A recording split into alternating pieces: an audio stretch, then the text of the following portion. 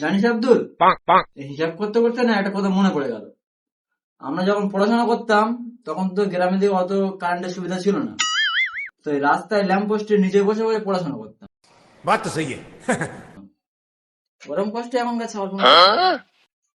কে যদি এরকম বলে, এর থেকে আরো ভালো কিছু বলতে হবে আমাকে। তুই এই কথা বলছি খান যায়?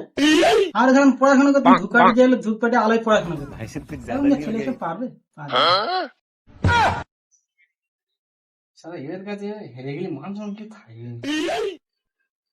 ওই কথা বলছিস? তোরা তো শুনেছি যে আমার একটা চাষতে বোনের নাম জ্যোতি ছিল, সেটা পরিষ্কার ছিল। পরীক্ষার সময় আমরা ওর সামনে বসে দিয়ে পড়াশোনা করতাম, আশা করে যেতুম। তবে এখনকার ছেলেরা এসব পারে বলে আমার মনে হয়। আমার আব্বা কারখানা আসে বন্ধ করে দিতে হবে। এত এরা যা ডায়লগ মারছে, আর আব্বা কারেন্টে আলো সারা রাত পড়ে।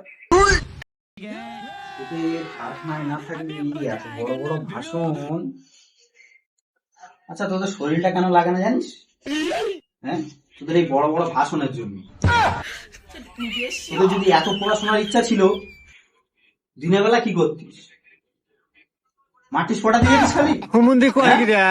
বেরো কারখানাতে, গাঁড় ফেটে দেবো সব পড়া। আর পারি না, আমি কেন মরি না।